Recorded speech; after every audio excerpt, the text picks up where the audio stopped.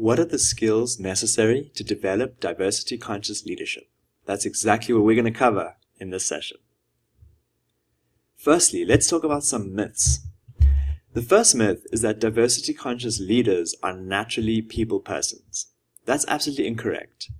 Diversity-conscious leaders are those that are conscious of the ways in which they can leverage diversities as strengths, right? And through this course, you've gleaned some skills and some components that you can use in your workplace, some of which are going to be on the next slides, to actually make the workplace a more inclusive and productive place, right? So you don't have to be naturally good at anything.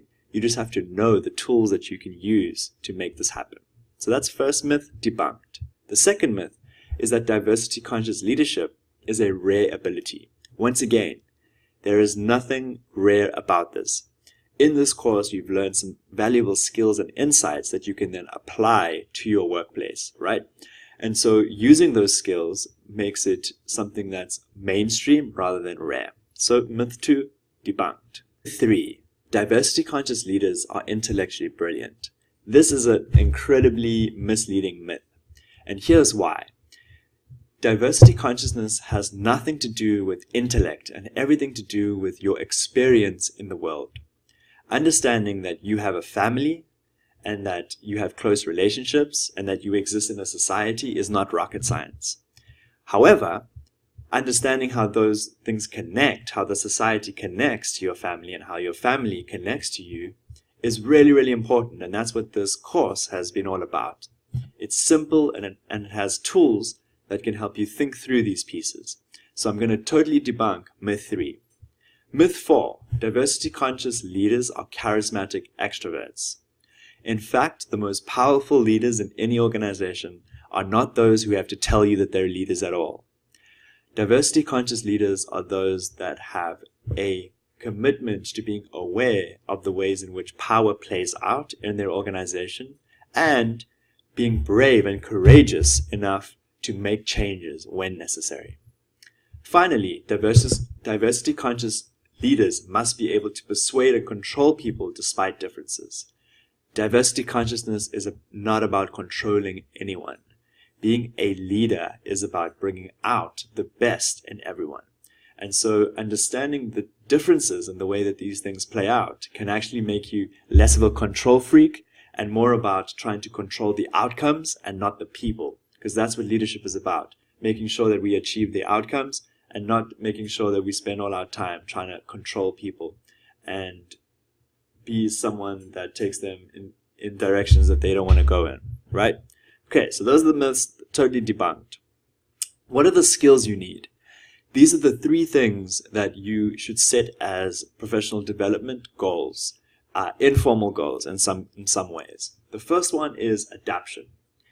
A diversity-conscious leader is someone who understands that life requires flexibility.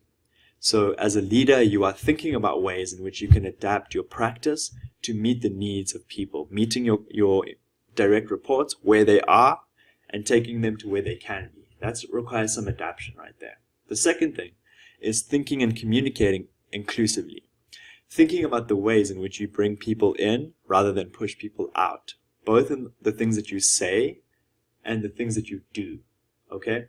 Let me give you an example. There's a phrase that's called radical hospitality.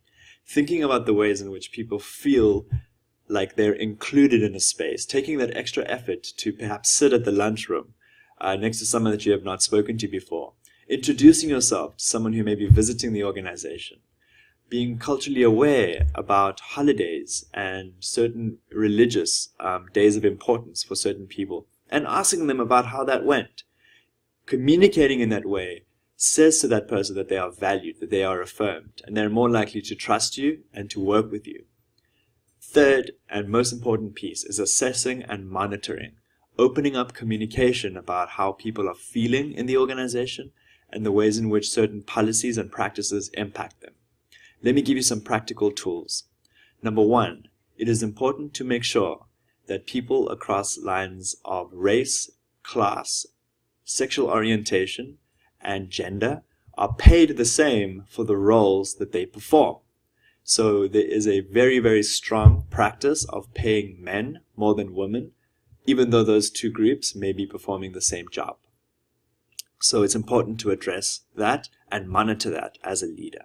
Number two, it's important to understand the ways in which families impact the organization. So for example, when a woman is pregnant and has to go through certain processes to make sure that her baby is happy and healthy, this is an opportunity for you as a leader in your organization to interrogate policies that might make it difficult for her to fully function in the organization.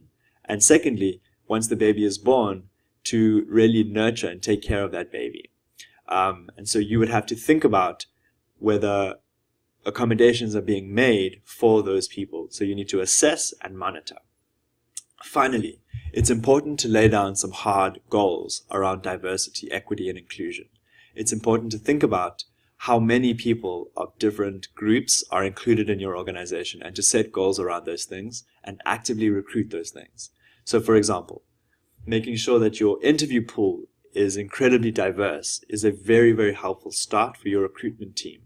For your HR team, they need to be trained in cultural sensitivity, and they need to fulfill certain professional development metrics in order to be equipped to deal with diverse perspectives and situations that might occur in the organization.